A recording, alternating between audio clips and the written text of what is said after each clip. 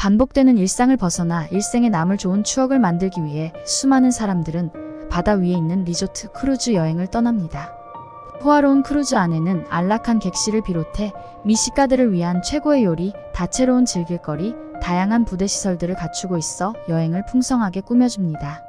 하지만 모든 사람들이 다 집에 무사히 돌아가는 건 아닙니다.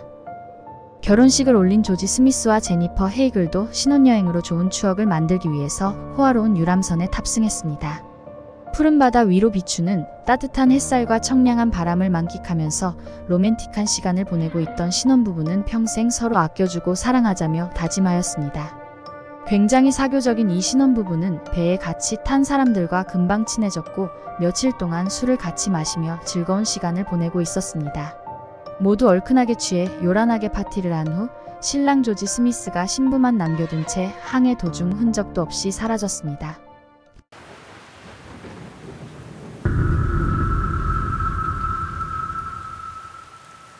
코네티컷 출신의 조지 스미스는 2000년 미국 매사추세츠주 웰즐리에 위치한 비즈니스로 유명한 밥슨 대학을 졸업했습니다.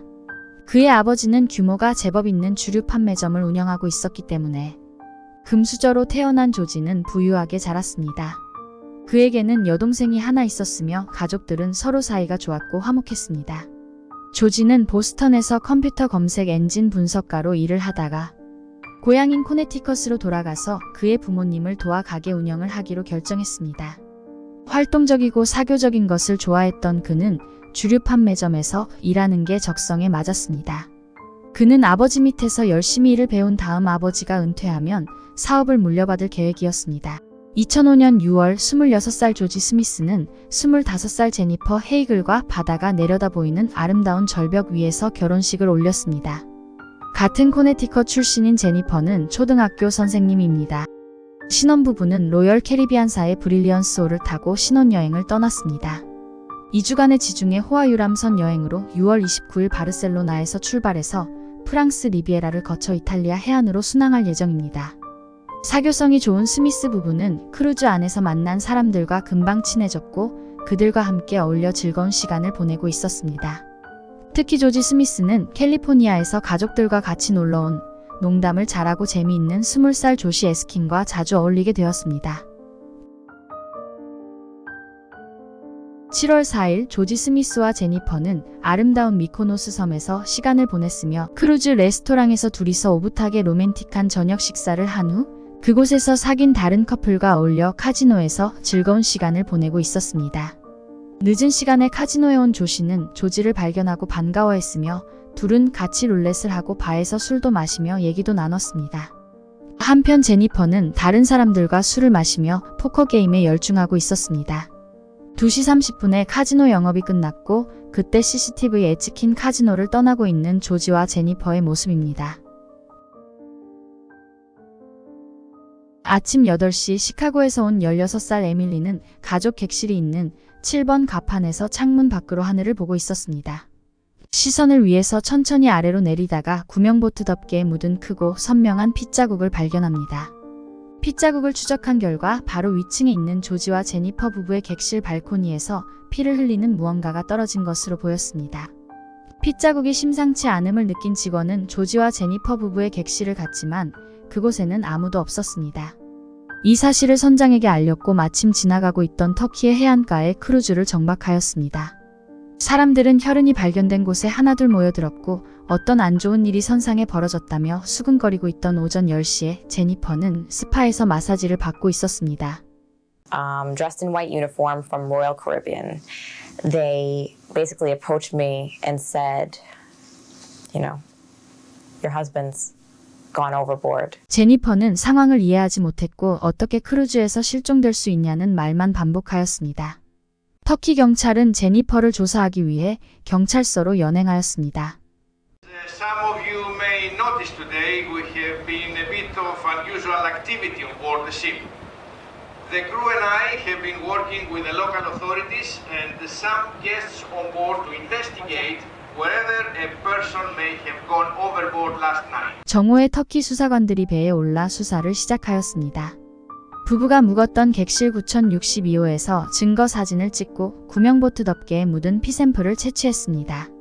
방은 무엇을 급하게 찾으려고 했었던 것처럼 또는 마치 몸싸움이 있었던 것처럼 어지럽혀 있었고 카펫과 수건에 작은 핏자국이 있었습니다. 그리고 발코니 난간에는 피로 찍힌 손자국도 있었습니다. 침대 시트에 2개의 작은 핏자국이 발견되었고 검사 결과 모두 조지의 피로 밝혀졌습니다. 사건 현장 정황상 조지가 객실에서 누군가에 의해 부상을 당한 후 발코니 아래로 떨어져 바다에 빠진 것으로 보였습니다. 발코니에 있는 의자는 난간 바로 옆으로 옮겨져 있었고 터키 수사관은 그 의자를 누군가 밟고 올라갔을 것으로 추정하였습니다. 하지만 난간은 실수로 떨어지기엔 매우 높았고 방 안의 흔적들이 예사롭지 않았으므로 터키 수사관은 범죄 연루 가능성이 높은 것으로 판단하였습니다. 그리고 조지의 움직임을 추적하기 위해 그와 같이 있었던 사람들을 수소문한 결과 같이 룰러 게임을 했던 조시 그리고 3명의 19살 러시아 학생들과 어울렸던 것으로 나왔습니다. 그렉, 잭, 러스티는 서로 사촌과 친구 사이이며 러시아계 미국인으로 뉴욕에서 살고 있었습니다. 남편 조지와 조시가 카지노에서 술을 마시고 있을 때 제니퍼는 그렉과 우연히 함께 포커를 하면서 친해졌습니다. 2시 30분 카지노 영업이 끝나자 조지와 제니퍼 그리고 조시는 클럽으로 향했고 10대 후반인 그렉, 잭, 러스티도 그들을 따라갔습니다. 그들은 금방 친해져서 같이 춤을 추며 계속 술을 마셨고 일을 끝내고 온 카지노 매니저도 그들과 합석해서 같이 어울렸습니다. 그러던 중 3시쯤 조시는 프랑스에 정박하는 동안 구입한 압생트라는 술을 가지고 옵니다. 압생트는 알코올 도수가 45도에서 75도까지 되는 매우 독한 술로 강력한 환각작용을 일으킬 수 있으므로 미국에서는 규제되는 술이지만 유럽에서는 한정적으로 판매하고 있는 독주입니다.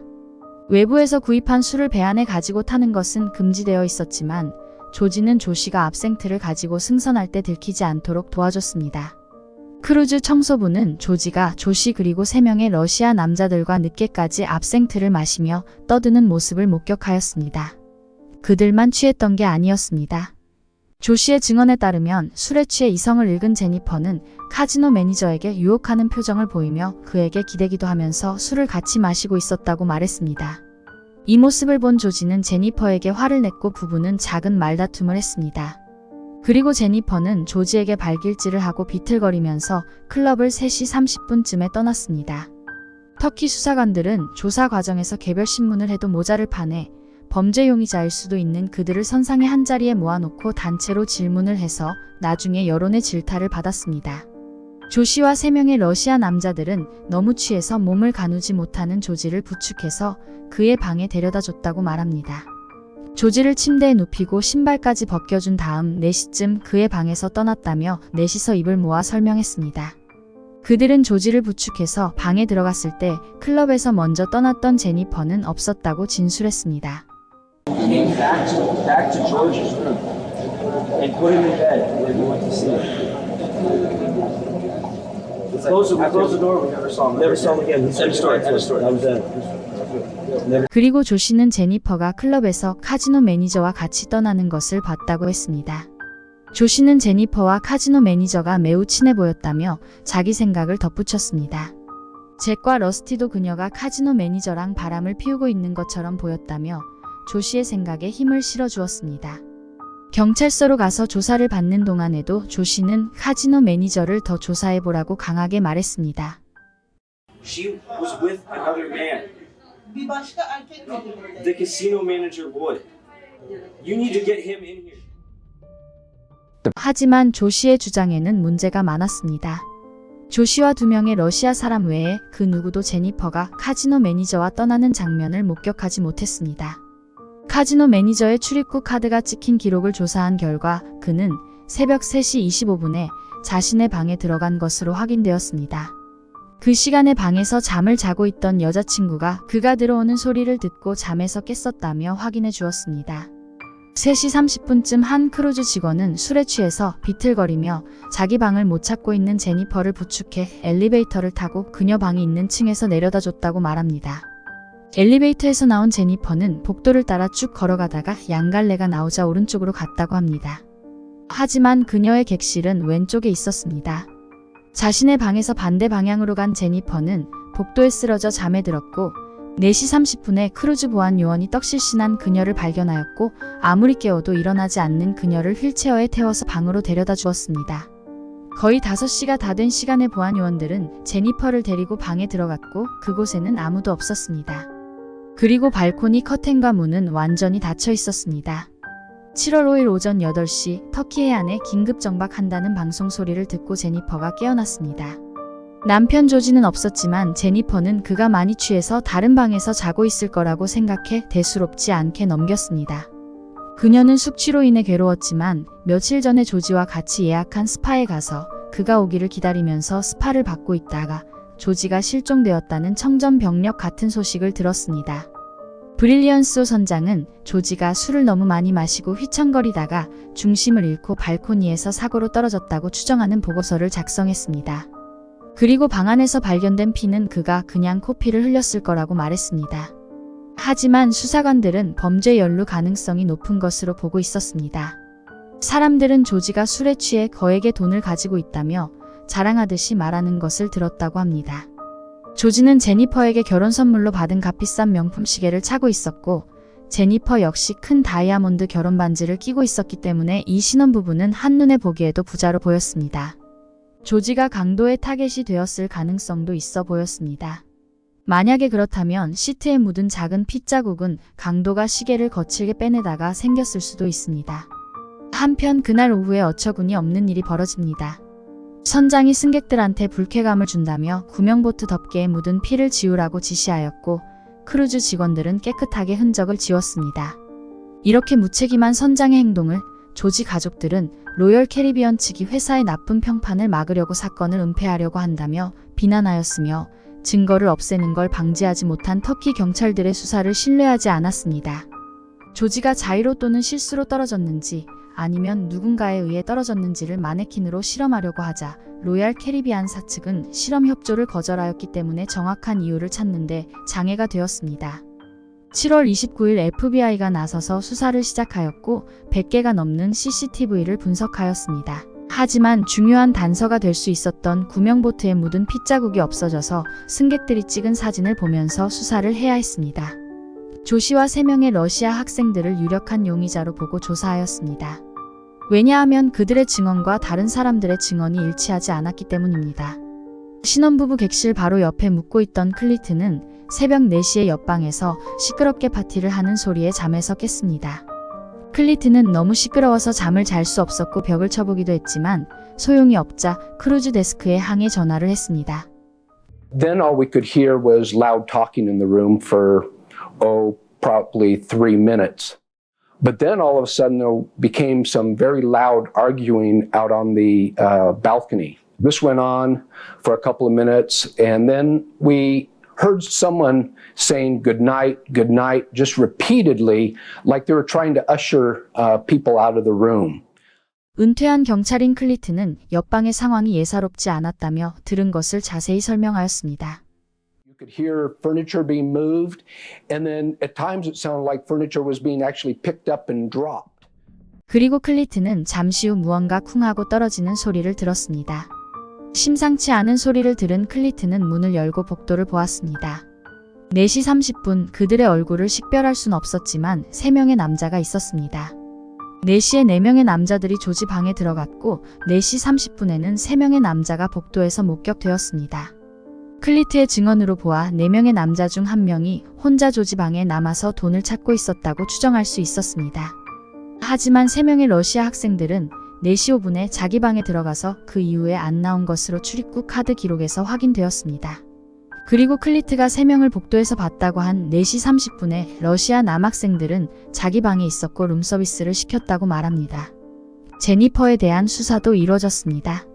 제니퍼는 사건 당일 2시 30분 카지노에서 나온 후부터 필름이 끊겨 아무것도 기억하지 못한다고 진술했습니다. 제니퍼와 카지노 매니저는 거짓말 탐지기 테스트를 받았으며 둘 다 통과하였습니다. 그리고 조시와 3명의 러시아 학생들도 테스트를 받았고 유일하게 조시만 거짓말로 나왔습니다. FBI가 입수한 사건 당일 녹화된 비디오 테이프의 내용이 일부 공개되었는데요. 러시아 학생 중 1명이 우리가 그 남자를 낙하산 없이 패러글라이딩 수업을 시켜줬다며 농담식으로 말하는 게 녹화되었다고 합니다. 그 후 제니퍼와 조지 가족은 사이가 점점 멀어졌습니다. 사건 당일 술에 취해 남자들과 어울린 제니퍼의 행동이 조지의 실종에 한몫했다고 사람들은 그녀를 비난했습니다. 조지가 사망한 지 2달 후 조지 부모와 같이 식사하는 자리에서 제니퍼는 과거는 이제 잊고 새로운 삶을 살겠다고 말해 조지 부모는 그녀에게 배신감을 느꼈습니다. 그리고 얼마 후 제니퍼는 조지 가족에게 동의를 얻지 않고 독자적으로 로열 캐리비안사와 더 이상 조지 실종에 대해 캐지 않는 조건으로 $120만, 하나로 약 15억의 보상금을 합의했습니다. 이에 조지 가족은 제니퍼의 이러한 독단적인 행동을 매우 부적절하다며 그녀를 비난하였습니다. 한편 객관적인 증거 부족과 엇갈린 진술로 수사는 어려움을 겪었으며 오랜 시간 동안 해결되지 못한 채 시간만 흘렀습니다. 5년 후 2009년 4명의 남자들은 다시 조사를 받았습니다. My Fifth Amendment right. Do you know if George Smith was murdered? I'd like to invoke my Fifth Amendment right. Do you know who killed George Smith? I'd like to invoke my Fifth Amendment right. Amendment right. Were you present when George Smith was killed? I invoke my Fifth Amendment right. Did you play a part in the death of George Smith? I invoke my Fifth Amendment right. 조시, 잭, 러스티 모두 묵비권을 행사하며 진술을 거부하였습니다. 한편 마약 밀매 혐의로 3년형을 선고받고 복역 중이던 그렉은 모호하게나마 입을 열었습니다. Because I want to know what happened that night. Honestly. 그는 사람들이 자기를 강력한 용의자로 보고 있어서 몇 년을 시달리고 있다며 하소연했습니다. 그리고 제니퍼와 카지노 매니저가 조지의 실종에 관련이 있을 것 같냐는 질문에는 노코멘트를 했습니다. That I don't know, but I know George Allen Smith did not disappear or kill himself or hurt himself or slip and fall off a boat at 6. 그리고 그는 의미심장한 말을 합니다. Some crazy went down that night. And I hope one day that they find out the truth. 그리고 몇 년 후 2019년 12월 그렉은 플로리다 자신의 집 앞 주차된 차 안에서 숨진 채 발견되었습니다. 계획적으로 살해된 정황을 포착하고 수사에 나섰지만 범인을 끝내 잡지 못했습니다. 경찰은 그렉의 죽음이 조지 스미스의 실종과 연관이 있을 거라고 보았습니다. FBI는 조지 실종 사건을 미제 사건으로 수사 종결하였습니다. 하지만 조지 가족은 아들이 어떻게 죽었는지 그 답을 여전히 찾고 있습니다. 제니퍼는 그 후 결혼을 해서 새로운 가정을 꾸려 2 아이들을 낳았으며 그녀가 원하는 대로 새로운 인생을 살고 있습니다. 영상 제작에 힘을 보태주실 분들은 구독, 좋아요, 알림 설정 잊지 마세요.